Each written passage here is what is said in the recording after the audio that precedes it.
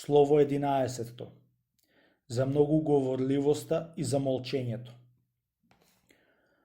Во претходните редови укажавме накусу на тоа колку опасно и штетно е да се суди. Подобро речено, да се биде суден и осуден од својот сопствен јазик. А тоа се случува и со луѓе кои што наизглед се духовни. Затоа сега е наред да се премине на испитување на причините и на вратата преку која што овој порок влегува во нас, или поточно преку која што тој излегува од нас. Многуговорливоста е престол на суетата, на кој што таа со задоволство се појавува во целиот свој блесок. Многуговорливоста е знак на незнаење, порта на озборувањето, раководител на шегачењето, слуга на лагата, разрешување на смирението, довикувач на унинието, предходник на сонот, расеаност на мислите, загуба на предпазливоста, ладење на топлината, помрачување на молитвата.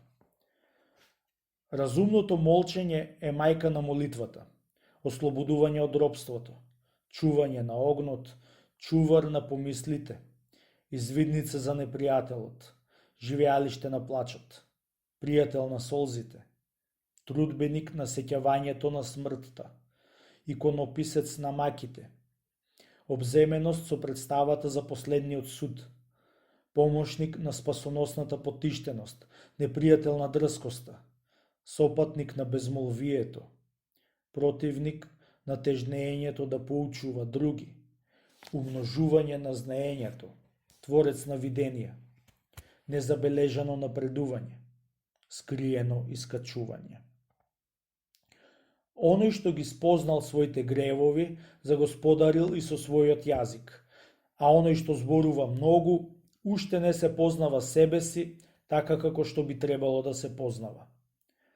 Пријателот на молчењето се приближува кон Бога и разговарајќи со него тајно, бива од него озарен. Исусовото молчење го посрами Пилат. Матеј 27:14. А молчењето на побожниот човек ја уништува суетата. Откако прозборе, Петар плачеше горко. Матеј 26:75. Зашто заборави на оној кој рекол: реков, ќе внимавам на патиштата своји, да не сгрешам со јазикот свој. Псалм 38:1. И на оној другиот што кажа: подобро е на земјата да паднеш од височина, отколку од јазикот. Мудрост Сирахова 20:18. Но јас не сакам да пишувам за тоа многу, иако лукавствата на страстите ме побудуваат на тоа. Впрочем, во една пригода слушнав интересни нешта од еден човек што разговараше со мене за молчаливоста. Тој ми рече дека многуговорливоста, општо земено, се раѓа од кој било од следните причинители. Или од еден лош и разуздан живот и навика, зашто јазикот како природен орган на телото по навика го бара она на што се научил. Или пак кај подвижниците најчесто од суета, а понекогаш и од лакомост.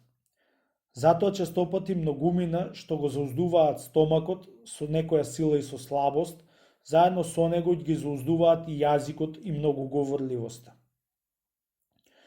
Кој мисли на смртта, го одсекол зборувањето.